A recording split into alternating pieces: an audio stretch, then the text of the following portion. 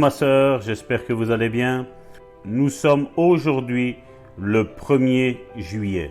J'espère que vous allez tous vraiment bien, que ce mois de juillet, où normalement était un mois de repos ici en Europe, vous allez vous ressourcer, vous allez peut-être même reméditer tout ce que nous avons dit depuis le 1er janvier et nous espérons que la grâce et la faveur divine vous soient favorables et que vous entriez dans votre guérison. 2 Corinthiens chapitre 4 verset 18 nous dit « Parce que nous regardons non point aux choses visibles, mais à celles qui sont invisibles, car les choses visibles sont passagères et les invisibles sont éternelles. » Et le titre de la méditation d'aujourd'hui est « La guérison s'effectue de l'intérieur vers l'extérieur ». La guérison commence à l'intérieur et apparaît ou se manifeste ensuite à l'extérieur. Tout ce qu'on reçoit de Dieu s'obtient de cette façon. Cela commence à l'intérieur et passe à l'extérieur. Quand on est de nouveau, c'est notre esprit qui renaît. On ne se rend pas compte que quelqu'un est une nouvelle créature en Christ en regardant son corps. On ne peut pas le savoir même en regardant ces personnes au moment où elles semblent avoir une expérience avec Dieu. Maintes fois, j'ai vu des gens s'approcher de l'estrade très émus, ils embrassent tout le monde et ensuite je ne les revois plus jamais. Ils ne reçurent rien à part des moments d'euphorie. Et j'ai l'habitude de dire que c'est une conversion plutôt de l'âme et non de l'esprit dans ces moments-là. D'autres personnes s'approchent de l'estrade et me disent « Ils n'ont rien reçu du tout, ils sont impassibles. » Et pourtant, beaucoup d'entre eux se trouvent plus tard parmi les chrétiens les plus fidèles de mon Église. Pourquoi ? Leur esprit s'engage. Il en va de même avec la guérison. Vous recevez de Dieu dans votre cœur, dans votre esprit, à l'intérieur. Voilà comment vous pouvez savoir quelque chose à l'intérieur de vous, même avant de le voir avec vos yeux physiques.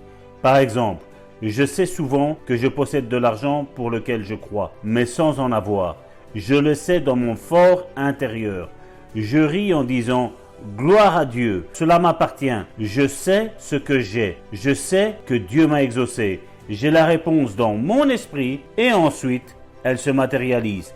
Je sais aussi dans mon esprit que j'ai la guérison. Je ne le sais pas parce que je vois que mon corps est en bonne santé. Je le sais dans mon esprit car c'est là qu'on reçoit en premier lieu. » Oui, comme nous avons lu et médité là-dessus les semaines passées, c'est l'Esprit de Dieu qui rend témoignage à notre esprit que nous sommes enfants de Dieu. Et puis, une fois que l'Esprit de Dieu nous a confessé ça dans notre esprit commence à communiquer, à travailler, à œuvrer avec notre âme et commence une œuvre de restauration, de guérison intérieure de l'âme.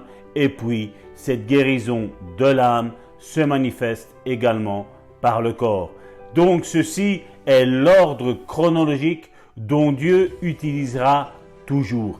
Il n'y a pas d'exception, c'est comme cela et Dieu ne fera pas autrement. Il ne guérit pas le corps pour ensuite, après que l'esprit soit guéri, parce que bien souvent, nous l'avons bien vu, ceux qui cherchent la main de Dieu, mais bien souvent, une fois qu'ils ont reçu ce qu'ils avaient à recevoir, nous ne les revoyons plus. Et c'est pour ça qu'il nous est important de ne pas prier pour n'importe qui, mais de prier pour les enfants de Dieu. Ceux que nous savons que Dieu a mis quelque chose dans leur cœur. Et voici, maintenant est arrivé le moment de notre prophétesse Karine qui va vous relâcher cette bonne déclaration qui, comme je sais, vous l'attendez ardemment. Vous êtes pressés de l'entendre pour notre premier café matinal du 1er juillet. Alléluia! Béni soit l'Éternel. Béni soit-il. Encore, nous voulons le remercier pour ce nouveau mois qui commence encore aujourd'hui. Et nous sommes tous ensemble assemblés pour affronter cette nouvelle période qui se présente devant nous avec force et courage. Et cette méditation d'aujourd'hui est vraiment inspirée de Dieu, car c'est vrai que nous savons dans quel ordre Dieu travaille. Il travaille d'abord l'intérieur et ensuite seulement nous verrons la manifestation extérieure se produire.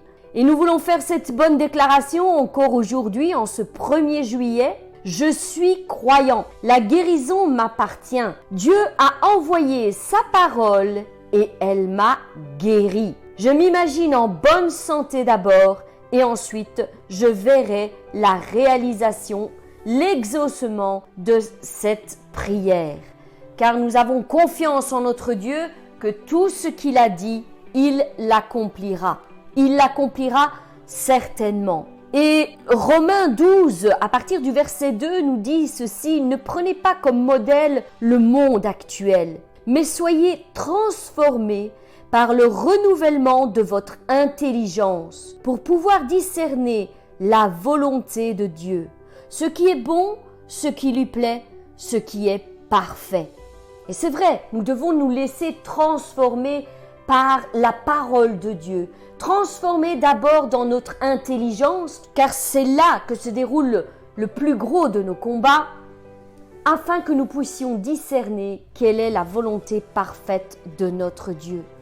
Et cela consiste à vous débarrasser de votre ancienne manière de vivre, nous dit Éphésiens 4 à partir du verset 22. Notre ancienne manière de vivre, celle de l'homme que vous étiez autrefois et qui se corrompait en suivant ses désirs trompeurs. Et vous devez être renouvelés quant à votre esprit et à votre intelligence, et à vous revêtir chaque jour, mes bien-aimés, vous revêtir de l'homme nouveau, créé conformément à la pensée de Dieu pour être juste et saint conformément à la vérité. Voilà ce que nous dit la parole. Ayez en vous les sentiments qui étaient en Jésus-Christ.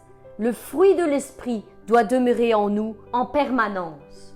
Alors mes bien-aimés, j'espère que cette pensée vous sera favorable encore aujourd'hui en ce 1er juillet. Soyez renouvelés dans votre être intérieur afin que vous puissiez prospérer en toutes choses. Et la guérison arrivera. Elle arrivera certainement, car notre Dieu n'est pas un menteur.